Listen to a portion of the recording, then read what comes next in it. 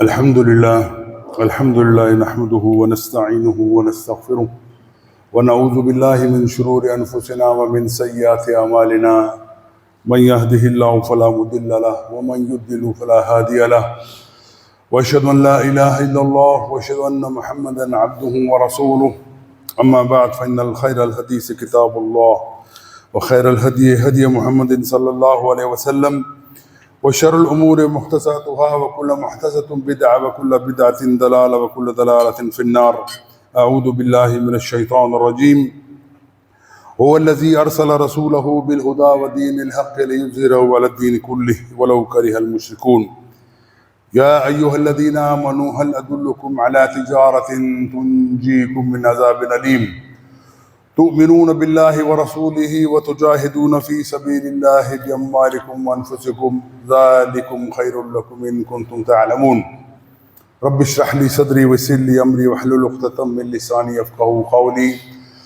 اللهم أرنا الحق حقا وارزقنا اتباعه وأرنا الباطل باطلا وارزقنا اجتنابه. آمین یا رب العالمین. اللہ سبحانہ و تعالی اپنے بندوں کو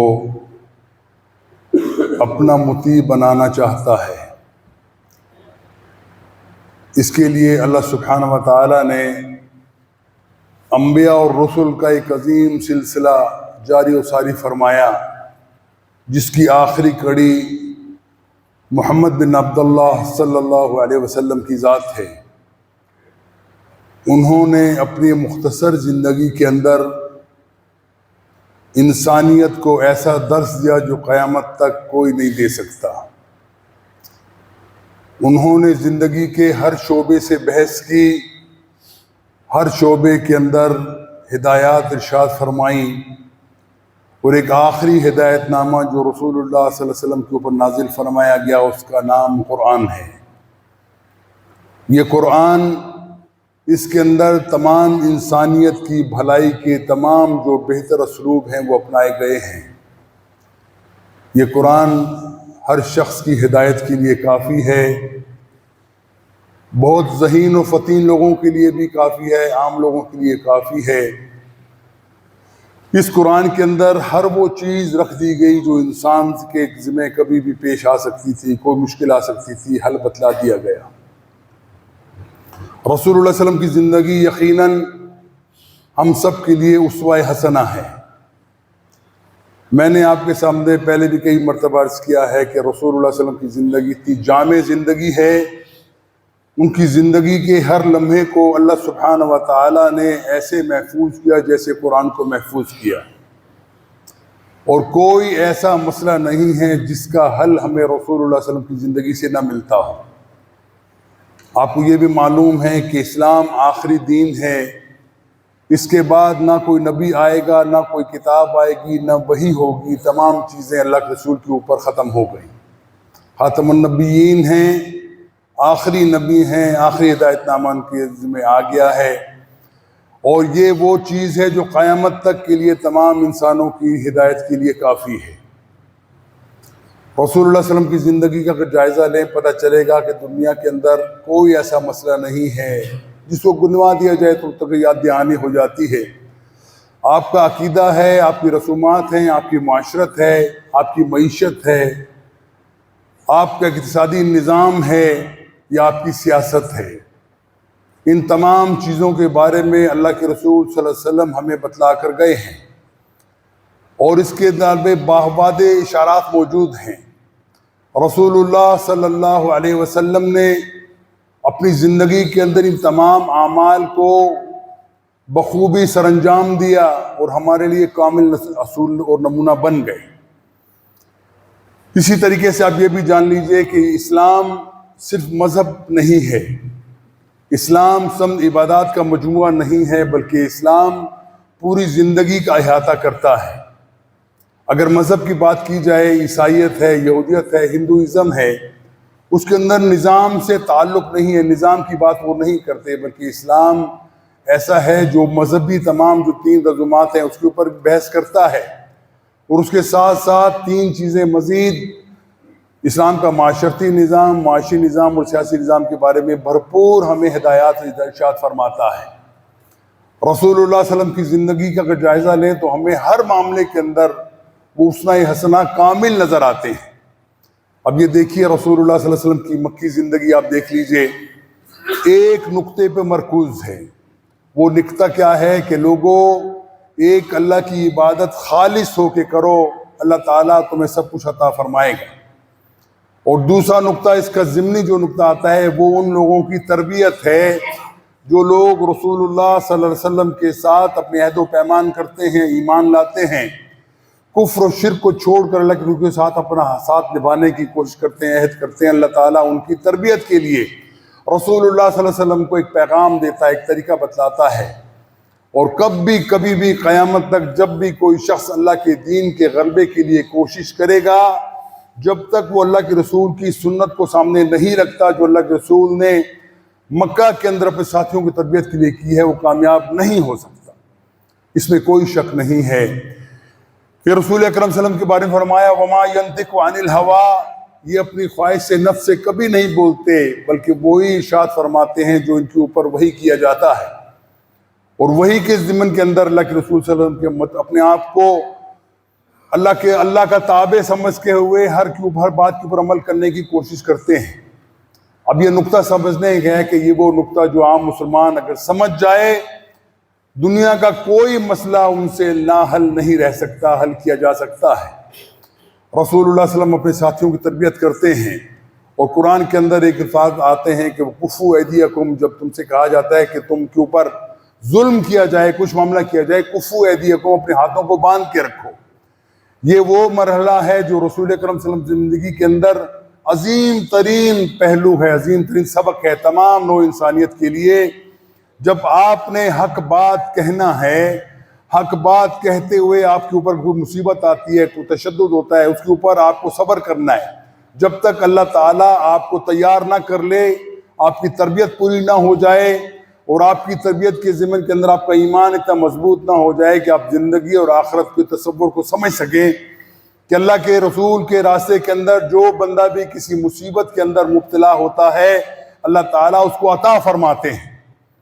اور اس معاملے کے اندر یہ یاد رکھیے کہ ہم نے کسی صورت کے اندر بھی رسول اکرم صلی اللہ علیہ وسلم کی پوری زندگی کے اندر آپ دیکھ لیجئے، مکہ کی زندگی کے اندر ہم دیکھتے ہیں اللہ کے رسول دعوت دیتے ہیں توحید کی۔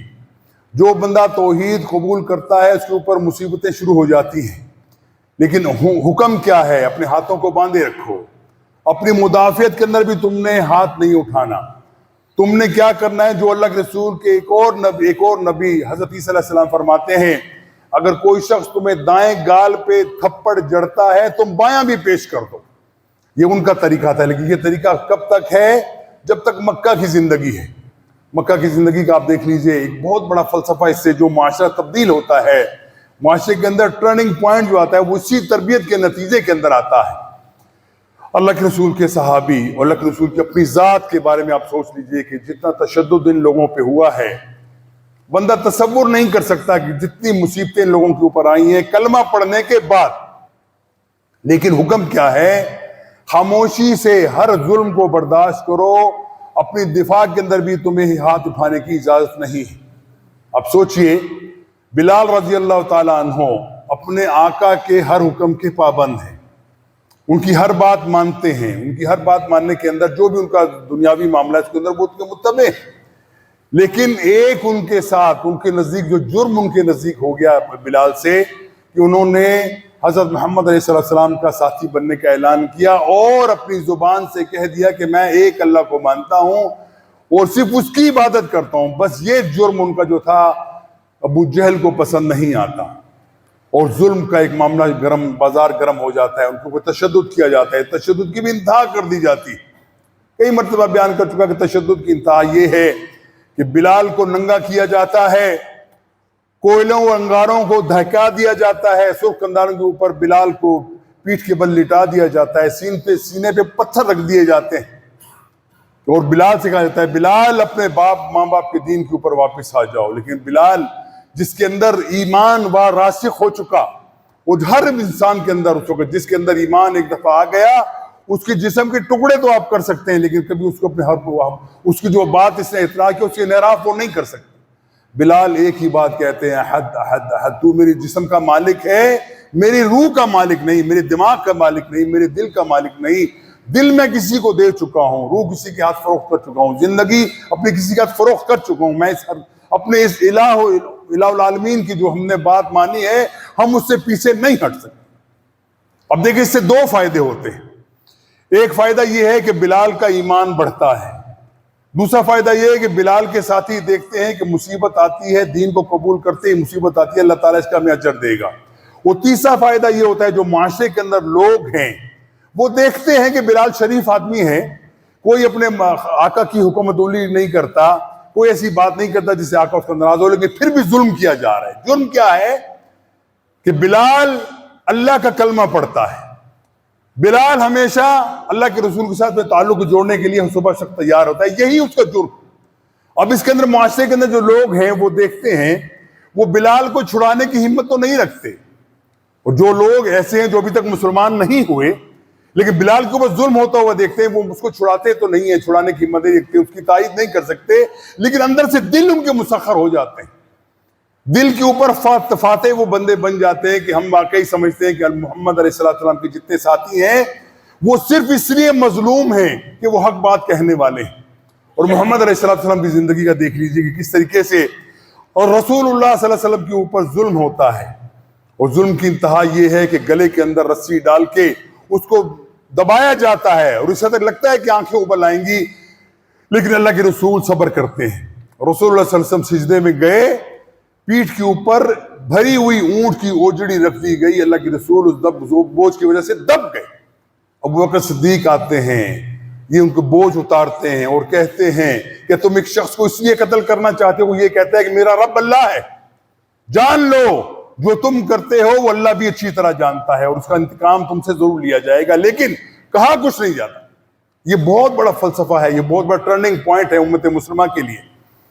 آپ یہ سوچئے خباب بن ارت کو جس طریقے سے سولی پہ لٹکایا جاتا ہے، مصعب بن عمیر کو کس طریقے سے گھر سے نکالا جاتا ہے، کہ معاشرے کے اندر دیکھنے والے ایسے لوگ جو ابھی تک مسلمان نہیں ہوئے لیکن وہ دیکھتے ضرور ہیں، وہ جانتے ضرور ہیں کہ حق کیا ہے، کون کیا کر رہا ہے، کس کے کیا کردار ہے، اس لیے ان کے دل اندر سے مسخر ہوتے جاتے ہیں۔ اور یہی وہ وجہ ہے کہ اللہ سبحانہ وتعالیٰ کے حکم کے مطابق پوری مکی زندگی کے اندر رسول اللہ صلی اللہ علیہ وسلم صبر محض کرتے ہیں، صرف صبر کر کے تلقین کرتے ہیں۔ بھائیو یہ بات یہاں تک نہیں رہتی، آج بھی اگر کوئی شخص اسلام کی دعوت دینا چاہتا ہے، اسلام کی حاکمیت کو دنیا کے اندر نافذ و غالب کرنا چاہتا ہے، پہلا نقطہ یہی ہوگا کہ وہ اپنے لوگوں کی تربیت کرے، پہلے خود متبع سنت بن جائے، پہلے خود موحد بن جائے، پہلے اپنی زندگی کے اندر تبدیلی لانے کے لیے خود کوشش کرے، اس کے بعد اپنے ساتھیوں کی تربیت کرے، جیسے کہ رسول کرم صلی اللہ علیہ وسلم نے پوری مکی زندگی کے ساتھیوں کی تربیت کی، اور اس کے بعد اپنے آپ کو محفوظ کر لے جب تک اللہ تعالیٰ کی تائید نہیں آتی، جب اللہ تعالیٰ کی نصرت نہیں آتی، اپنے ساتھی تمہارے پکے نہیں آتے، خاموشی اختیار کرو۔ یہ بات یاد رکھو، اگر کوئی بندہ صرف تلوار کے ذریعے کر سکتا تو کبھی بھی ہاتھ اٹھا کے کامیاب نہ ہو سکتا۔ رسول اکرم صلی اللہ علیہ وسلم نے کیا کیا؟ پوری مکی زندگی کے اندر صرف صبر کیا، ظلم سہے، مصیبتیں سہی، لیکن ساتھیوں کی تربیت کرتے چلے گئے، اور نتیجتاً جس وقت اللہ کے رسول کے پاس اتنے لوگ ہوئے جن کی تعداد یقیناً ان کی اہمیت نہیں رکھتی مقابل، ان کے مقابل کے اندر جو کفار قریش تھے صرف 313 افراد ہیں، لیکن 313 افراد کیسے ہیں؟ ایک ایک بندہ 1000 کے اوپر بھاری ہے، اور یہ قرآن کہتا ہے کہ تم ایک بندہ نکالتے ہو، اللہ کے رسول کی جو تربیت یافتہ لوگ ہیں وہ تمہارے 500 سے زیادہ طاقت رکھنے والے لوگ ہیں، کیونکہ یہ تربیت یافتہ لوگ، یہی وہ معاملہ ہے۔ اور یاد رکھیے صرف اللہ کے رسول کی سنت کو زندہ رکھتے ہوئے دنیا کے اندر ایسے انقلاب لوگوں نے برپا کیے ہیں۔ چند مثالیں آپ کے سامنے رکھنا ضروری ہے۔ دیکھیے ایک زمانہ تھا انڈیا کے اندر انگریزوں کی حکومت تھی، اور گاندھی جو ہے وہ بڑا اس کے اندر وہ لے کے آتا تھا کہ ہم کس طریقے سے ہم معاملہ کریں، انگریزوں کی حکومت یہاں سے ختم ہو جائے۔ تحریک چلاتے ہیں وہ لوگ، آزادی کی تحریک چلاتے ہیں، سکھ تحریک چلاتے ہیں، لیکن فلسفہ کیا ہے؟ رسول اکرم کی زندگی سے انہوں نے سیکھا، اور گاندھی کہتا بھی ہے کہ تم مسلمانوں تم جانتے ہو کہ میں یہ جو طریقہ اختیار کر رہا ہوں یہ میں نے کہاں سے سیکھا ہے؟ میں نے یہ محمد علیہ السلام سے سیکھا ہے۔ وہ اعلان کرتا ہے کہ میں اس طریقے کو مانتا ہوں، یہ اللہ کے رسول کا طریقہ ہے جس سے انقلاب برپا ہوتا ہے۔ وہ طریقہ کیا ہے؟ کہ ہم سول نافرمانی کرتے ہیں، اپنے ہاتھ نہیں اٹھاتے، اور اس کے بارے میں مشہور ہے، تاریخ میں بھی ہے یہ چیز. سکھوں کے جتھے نکلتے ہیں اپنے مطالبات لے کر. ان سکھوں نے اپنے سینوں کے اوپر ہاتھ باندھے ہوئے ہیں، ان کے اوپر تشدد ہوتا ہے، ان کو گولیاں چلائی جاتی ہیں. سکھ کو گولی لگتی ہے، سکھ گرتا ہے لیکن اپنے ہاتھ نہیں کھولتا. کئی سکھ مر گئے لیکن ہاتھ اس نے نہیں کھولے. کیوں؟ اگر وہ ہاتھ کھولیں گے، اپنا جواب دیں گے، لوگ کہیں گے یہ تو تشدد کرنے والے، فسادی کرنے والے لوگوں، جواز مل جائے گا ان لوگوں کو قتل کرنے کا. بولتے یہ جواز دینا ہمارے لیے نہیں. اللہ کے رسول نے یہی کام کیا تھا مکہ کے اندر کہ ان کو جواز نہیں دینا کہ تمام کفار، تمام باطل لوگ ان کے اوپر چڑھ دوڑیں، ان کو قتل وغیرہ شروع کر دیں. ایسا کوئی جواز نہیں دینا ان کو کہ کوئی ان کے اوپر حملہ کر دے. پھر کیا ہوتا ہے کہ ناک رگڑی جاتی ہے. اسی طریقے سے گاندھی نے تحریک چلائی. گاندھی نے کہا کہ دیکھو سمندر جو ہے وہ ہمارے بھگوان کا وہ ملکیت ہے، ہمارے جو بھی ان کا داتا ہے، ان کو جس کو سمجھتے ہیں، اس کو الہ، اس کا بھی ملکیت ہے. ہم تمہارا کچھ بھی نہیں کریں گے، انگریزوں ہم تمہارے ساتھ کوئی تعلق نہیں رکھتے، لیکن ہم کیا کرتے ہیں، ہم جا کے سمندر کے اندر نمک بناتے ہیں. بس یہ کام انہوں نے شروع کر دیا. بظاہر یہ ان کی تمام اکنامیکل پوزیشن کو چیلنج کرنے والی بات ہے یہ کہ ہم کام نہیں کرتے، تمہارے ادارے میں ہم کام نہیں کرتے، دفتروں میں کام چھوڑ دیا ہے، ہم جا کے نمک بناتے ہیں. یہ سول نافرمانی کی تحریک جب چلتی ہے، یہ بھی کہتا ہے کہ میں اللہ کے رسول سے سیکھا. آخر انگریزوں کو ناک رگڑوایا جاتا ہے، بات ان کی منوائی جاتی ہے. پھر ہمارے قریب کے اندر دیکھ لیجیے، ایران کے اندر انقلاب آتا ہے. آپ کو معلوم ہے ایران کا انقلاب ایشیا کی سب سے بڑی طاقت تھی اس وقت. اس کو چین اتنا تگڑا نہیں تھا، یہاں پہ سب سے زیادہ تگڑی طاقت تھی. شاہ ایران کا معاملہ یہ تھا کہ وہ پکا امریکن کا ایجنٹ تھا اور امریکہ اس کی پوری حفاظت کرتے تھے. وہاں پہ تحریک چلتی ہے. ان سے اختلاف ہزار کیجئے آپ، لیکن جو طریقہ انہوں نے اللہ کے رسول سے سیکھا ہے وہ سمجھنے کی ضرورت ہے کہ کس طرح سیکھا. ایک جتھا نکلتا ہے 2000 4000 5000 لوگوں کا، جن کو فدایان اسلام کہتے ہیں ایرانی. خمینی اس کو لیڈ کر رہا ہے. حکم کیا ہے کہ کسی بندے نے کوئی بھی ہاتھ نہیں اٹھانا کہ شاہ تمہیں قتل کرتا ہے، ان کی فوجیں قتل کرتی ہیں، تم نے اپنا دفاع میں بھی کام نہیں کرنا. وہی کام جو اللہ کے رسول نے کیا.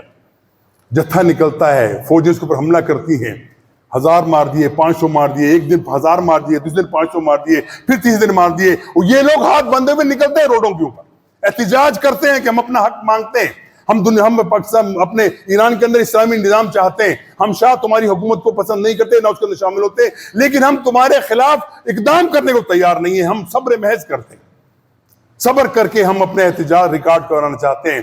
اب یہ سوچو، شاہ تو یقیناً امر دے گا، آرڈر دے گا کہ سب کو قتل کر دو، لیکن وہ قتل کرنے والے کون ہیں؟ جن کے ہاتھوں میں بندوق ہے وہ کون ہیں؟ وہ بھی اسی قوم کے لوگ ہیں. کسی کا بھائی ہے، کسی کا بھتیجا ہے، کسی کا چچا ہے، کسی کا ماموں ہے، وہ تمام لوگ فوج کے اندر وہی ہیں. وہ جب دیکھتے ہیں کہ ان لوگوں کا قصور کوئی نہیں ہے، ان کا مطالبہ صرف یہ ہے کہ اسلام کی حاکمیت کو، سربلندی کو قائم کر دیا جائے، شاہ کے ظلم سے نجات دلائی جائے، اقدام کو یہ نہیں کرتے یہ لوگ. ایک دن آتا ہے کہ انہوں نے اعلان کر دیا کہ آج کے بعد ہم اپنے عوام کے اوپر ہتھیار نہیں چلائیں گے، گولی نہیں چلائیں گے. یہ ہے ٹرننگ پوائنٹ. یہ ٹرننگ پوائنٹ کس نے سکھایا؟ رسول اکرم صلی اللہ علیہ وسلم کی زندگی سے سیکھا لوگوں نے. اور یہ وہ معاملہ ہے، آج بھی اگر کوئی تحریک چاہتی ہے، کوئی ایسا معاملہ چاہتا ہے کہ دنیا کے اندر کوئی ایسا معاملہ لے کے آئے، لیکن ایک فرق ہے. وہ فرق کیا ہے کہ اللہ کے رسول کے زمانے کے اندر ان کے مخالفین کون تھے؟ کفار تھے سارے، اللہ کو نہ ماننے والے تھے، مشرک تھے، اللہ کے ساتھ بغاوت کرنے والے تھے. لیکن آج کا معاملہ، کوئی تحریک آج اگر ایسی چلتی ہے تو یاد رکھو کسی مسلمان کا خون ناحق کرنا بہت بڑا جرم ہے. یاد رکھو یہ چیز کو. جو بھی تحریک کو لے کے چلنا چاہتے ہیں، اگر وہ تشدد پہ اتر آئیں گے، اگر وہ جو لوگ نکلے تھے ایران کے اندر انقلاب کے لیے، اگر وہ کسی ایک سپاہی کو مار دیتے تو شاہ کہتا دیکھو دہشت گرد لوگ، ان کو مارو پکڑ، سب کو مار دیا جاتا. لیکن انہوں نے یہ کام نہیں کیا. سیکھا کس سے؟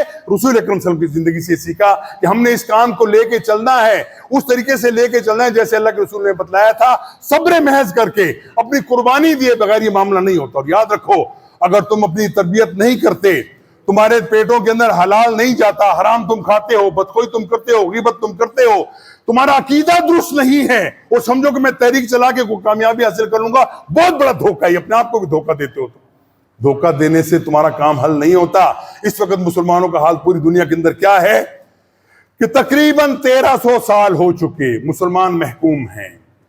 وہ ایک کچھ عرصہ ہمارے پاس آیا تھا خلافت عثمانیہ کا، لیکن وہ خلافت عثمانیہ کا معاملہ بھی دیکھ لیجیے ان کا کیا حال تھا، دین کی طرف سے ان کا کیا معاملہ تھا. پتہ چلتا کہ تمام بدعات اور شرک کے اندر وہ لوگ مبتلا تھے، ہر وہ کام کرتے تھے جس سے منع کیا گیا ہے. اور مکہ کے اندر خلافت عثمانیہ کے زمانے کے اندر مکہ کے اندر 4 مسلح بچتے تھے.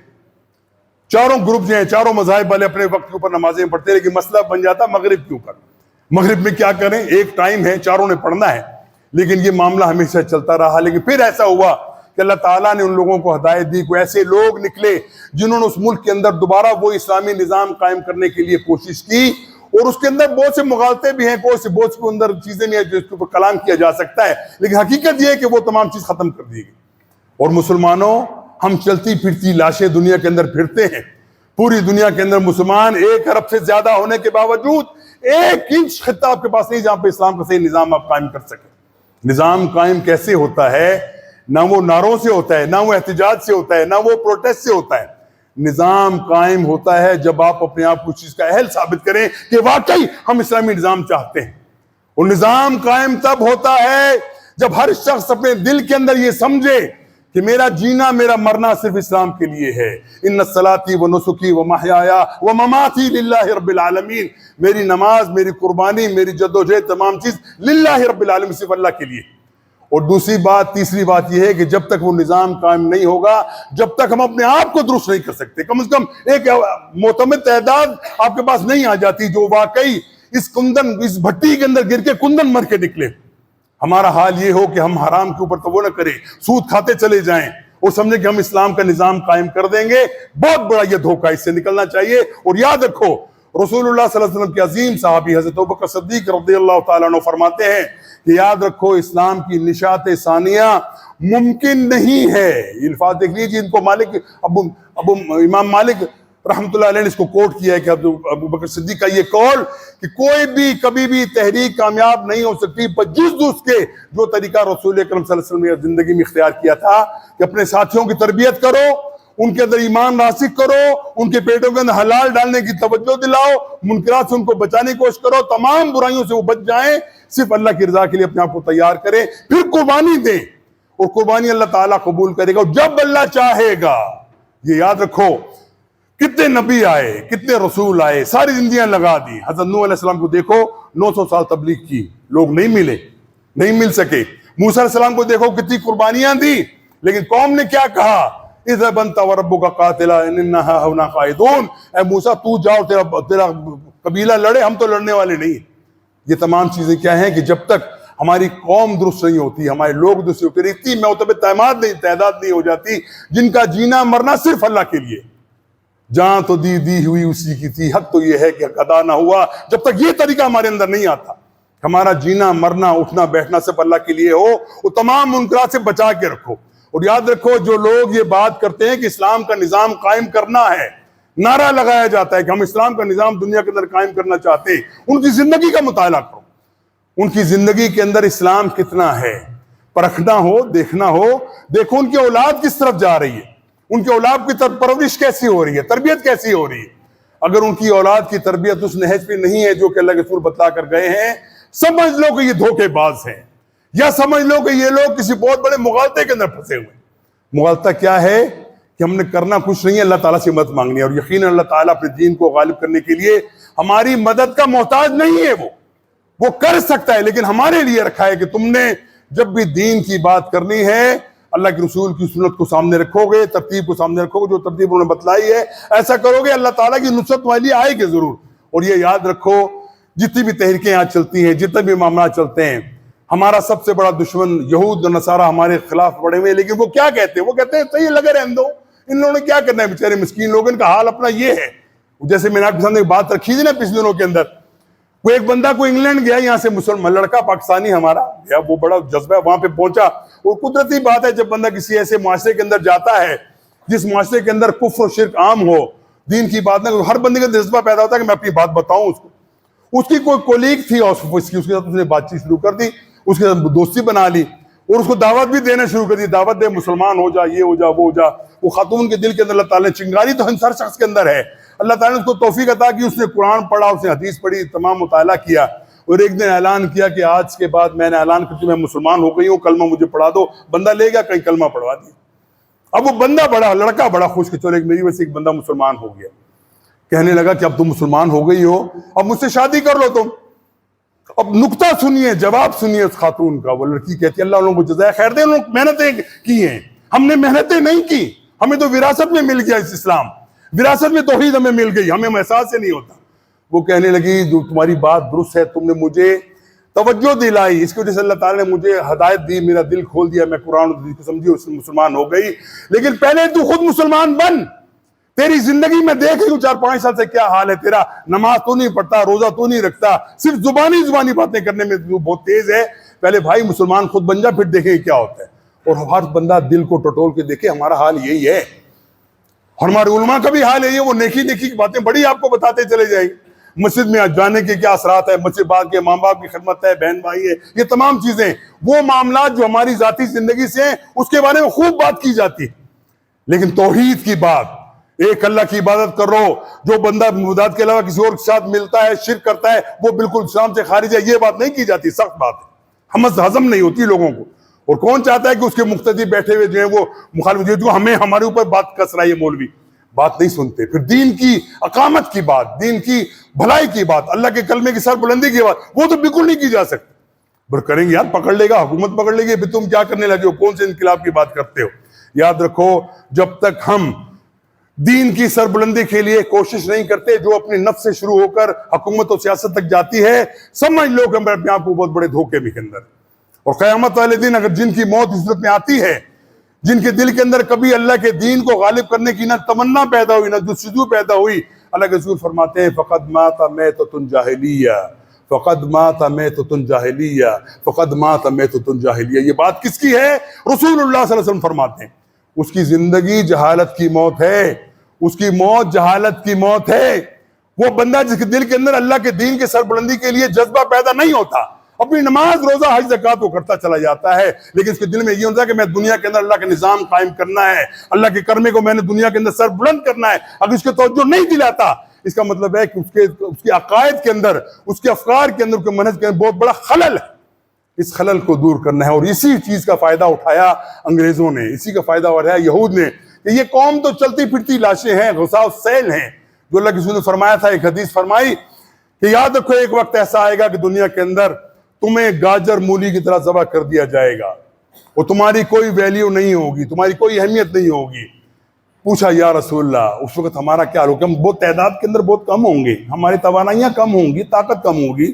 اللہ کے رسول میں نہیں، تمہاری تعداد بھی بہت ہوگی، وسائل بھی ہوں گے، توانائیاں بھی ہوں گے، سب کچھ تمہارے پاس ہوگا، لیکن تمہیں ایک بیماری لگ جائے گی۔ پوچھا یا رسول اللہ بیماری کیا ہے؟ میں آپ کے سامنے عرض کر چکا، رسول اکرم صلی اللہ علیہ وسلم کے صحابہ کا ایک طرز عمل تھا، جو عجیب سا طرز عمل۔ اللہ کے رسول کو خطرے کی بات بتاتے، وہ خطرے کی نہ پوچھتے گئے، اللہ کے رسول بتائیے خطرہ کیا ہے، یہ معاملہ کیا ہے، اس سے کیا ہوگا، ان چیزوں میں نہ پڑتے، پوچھے یا رسول اللہ بتائیے اس سے نکلنے کا طریقہ کیا ہے۔ یہ ان کی تربیت کا نتیجہ تھا، اللہ کے رسول کی تربیت کا، کہ وہ بتاتے بتاؤ نکلنے کا راستہ کیا ہے۔ پوچھتے یا رسول اللہ وہ وہن کیا ہے، وہ بیماری جو آپ بتلا رہے ہیں وہ کیا ہے؟ کہنے لگے حب الدنیا وکراہیت الموت۔ وہ بیماری یہ ہے کہ تمہیں دنیا کی محبت بہت ہو جائے گی، اور آخرت سے اور موت سے تمہیں شدید تکلیف ہوگی، تم ڈرتے رہو گے، کراہیت الموت، پسند نہیں کرو گے تم موت کو۔ بھائیو، کون نہیں چاہتا کہ وہ اللہ کے حضور پیش ہو؟ کون نہیں چاہتا کہ وہ جنت کی تمام جو اللہ تعالیٰ نے سہولتیں مسلمانوں کے لیے بنائی ہے اس کے اندر داخل ہو جائے؟ ہر بندہ چاہتا ہے، لیکن اپنے دل میں ٹٹول کے دیکھو کہ اس کے ہم اہل ہیں۔ فتویٰ کسی سے لینے کی ضرورت نہیں ہے، ہر بندہ دل کو ٹٹول کے دیکھے کہ کیا واقعی میں جنت میں جانے کے قابل ہوں، میں اللہ کے رسول کی باتیں مانتا رہا ہوں، اور فیصلہ اگر میرے ہاتھ میں دیا جائے کہ یہ میرے اعمال ہیں، یہ میری زندگی ہے، یہ اللہ کے رسول کا طریقہ ہے، یہ قرآن ہے اور یہ حدیث ہے، اس کے مطابق پرکھو کہ تم کس سٹیج پہ کھڑے ہو، ہر بندہ خود کہہ دے گا کہ میں قابل نہیں ہوں۔ اگر میرے ہاتھ کے اندر انصاف دے دیا جائے کہ اس بندے کا فیصلہ کرو، اس کو کہاں جانا ہے، جنت میں جانا ہے یا دوزخ میں جانا ہے، ہر بندہ خود کہے گا میں دوزخ کے جانے کے لیے اپنے آپ کو کرتا ہوں، لیکن جنت میں جانے کے لیے میں کم کم امیدوار تو ضرور ہوں، لیکن میں خود فیصلہ کر سکوں نہیں جا سکتا۔ وجہ کیا ہے؟ ہم نے صرف زبان سے کلمہ پڑھا ہے، ہم نے صرف زبان سے اپنے آپ کو مسلمان کہا ہے، حقیقی طور پہ ہمارا اسلام سے تعلق نہیں ہے۔ اور یاد رکھو قیامت والے دن جو زبان سے تم کلمہ پڑھتے ہو اس کا اتنا معاملہ نہیں ہو جب تک تم عمل نہ کرو۔ یہ قرآن کے اندر واضح طور فرمایا ان الذین قالوا ربنا اللہ ثم استقاموا، جو لوگ کہتے ہیں کہ ہمارا رب اللہ ہے اور اس کے اوپر جم جاتے ہیں۔ جمنا کیا ہے؟ کہ اپنی زندگی سے ہر اس کام کو نکال دینے کی کوشش کی جائے جو تمہیں اللہ کے راستے سے روکتا ہے، ہر اس کام کے اوپر آپ کاربند ہو جائیں جس کے بارے میں اللہ کے رسول کا حکم ہے کہ اس کے اوپر عمل پیرا ہو جائے۔ اگر یہ معاملہ نہیں ہے تو بھول بھلائیوں میں رہنے کی ضرورت ہے. یہاں پہ میٹھی میٹھی باتیں نہیں بتائی جائیں گی آپ کلمہ پڑھو سیدھے جنت میں چلے جاؤ گے. پھر سوچو مجھ میں اور بلال میں کیا فرق ہے. وہ بھی مسلمان ہے, وہ قربانی دیتا ہے. خباب بن نرد بھی مسلمان ہے, قربانی دیتا ہے. مصعب بن عمیر بھی مسلمان ہے, قربانی دیتا ہے. اور ہمارا حال کیا ہے؟ ہمارے پیٹ میں جانے والے لقمہ بھی مشکوک ہے, پتہ نہیں حلال ہے کہ نہیں. ہم نے ظلم کیا ہے, زیادتیاں کی ہیں, چغلیاں کی ہیں, بدخوئیاں کی ہیں, لوگوں کے عیب گنوائے ہیں, اور اللہ کے رسول کی بات کو ہم پیچھے چھوڑ دیے. پھر جنت کے حقدار ہیں ہم. یاد رکھو بھائیوں, میں ہمیشہ یہ کہا کرتا ہوں, میٹھی میٹھی باتیں بتانا بہت آسان ہے.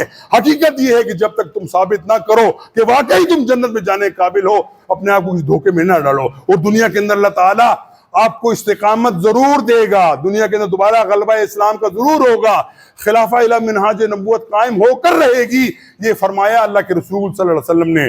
ایک وقت ایسا آئے گا اسلام ہر گھر کے اندر داخل ہوگا, بعز عزیز و ذل ذلیل. یاد رکھو, عزت کے ساتھ داخل ہوگا جو عزت والے ہیں, دین کو ماننے والے ہیں. اور جو لوگ اللہ کو ماننے والے نہیں ہیں, عزت والے نہیں ہیں, اللہ تعالیٰ ان کے اندر گھر کو ذلت کی زندگی اختیار کرے گا, لیکن داخل ضرور ہوگا. پھر فرمایا جب یہ دین کے اندر, دنیا کے اندر تم اسلام کو دوبارہ اس طریقے سے غالب اور نافذ کر دو گے جیسا کہ خلافہ منہاج نبوت تھا, جس طریقے سے ابوبکر صدیق کا دور تھا, عمر کا تھا, علی عثمان کا تھا, اور پھر اس کے بعد آخری دور کے اندر عمر بن عبدالعزیز رحمۃ اللہ علیہ کا دور تھا. وہ جب تو آ جائے گا, اللہ کی حکمت قائم ہو جائے گی, خلافت اسلامی دنیا کے اندر قائم ہو جائے گی. اللہ تعالیٰ کے حکم سے زمین اپنے خزانے اگل دے گی. لیکن یہ بات بڑی پیاری لگتی ہے کہ زمین کے خزانے اگل دے گی, ہم سب مالدار ہو جائیں گے, کوئی مصیبت ہمیں نہیں ہوگی, معاشی طور پر مستحکم ہو جائیں گے. لیکن اس سے پہلے کیا ہوگا؟ وہ قربانیاں دیں گے.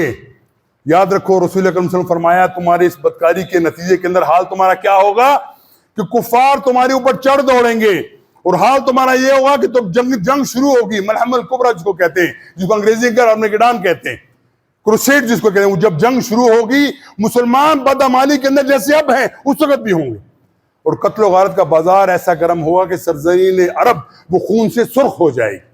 اور ایسی سرخ ہوگی کہ اللہ کے رسول فرماتے ہیں کہ ایک بندے کے اگر 100 بیٹے ہیں تو 99 قتل ہو جائیں گے, ایک بچے گا.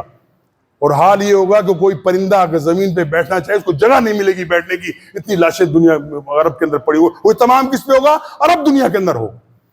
یہ قربانیاں دو گے تب اللہ تعالیٰ کی نصرت آئے گی, تب مہدی کا ظہور ہوگا, تب عیسیٰ کا نزول ہوگا, تب وہ دوبارہ جنگ شروع کی مسلمان اکٹھے ہو کے. پھر فرمایا کہ یہ خراسان کا علاقہ جو ہمارا علاقہ کہلاتا ہے, یہاں سے کالی پگڑیوں والے لوگ نکلیں گے نصرت کے لیے, مہدی کی نصرت کرنے کے لیے جائیں گے. اور یاد رکھو یہ وہ مہدی نہیں ہے شیعوں والا. شیعوں والا مہدی تو بیچارہ بھی کہیں بیٹھا ہوا ہے, ابھی وہ غار کے اندر 14 سال سے بیٹھا ہوا ہے. یہ وہ مہدی نہیں ہے, یہ وہ مہدی ہے جو رسول اکرم صلی اللہ علیہ وسلم کی نسب سے ہے.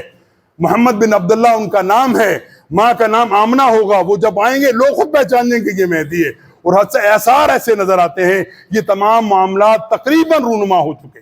اب وہ آخری معاملہ جس کو مخرج کہتے ہیں وہ شاید باقی ہے, اور کسی وقت بھی ہمیں کوئی پتہ نہیں ہماری زندگی میں یہ وقت آتا ہے نہیں آتا کہ وہ فتنہ دجال والا معاملہ شروع ہونے والا ہے, وہ مہدی کا نزول خروج ہونے والا ہے, وہ عیسیٰ کا نزول ہونے والا ہے. یہ لگتا ہے قریب ہے کیونکہ جس حال تک ہم پہنچ بھی چکے ہیں اور جیسی جیسی نشانیاں رسول اللہ صلی اللہ علیہ وسلم نے ہمیں بتلائی ہیں وہ تقریباً سب پوری ہو چکی.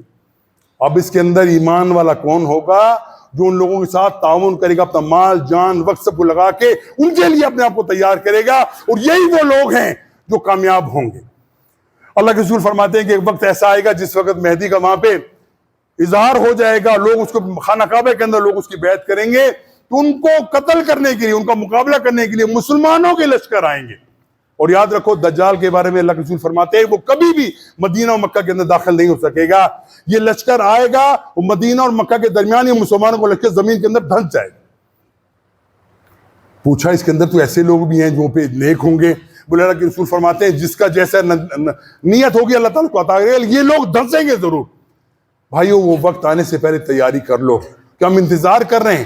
کس کا انتظار ہے ہمیں؟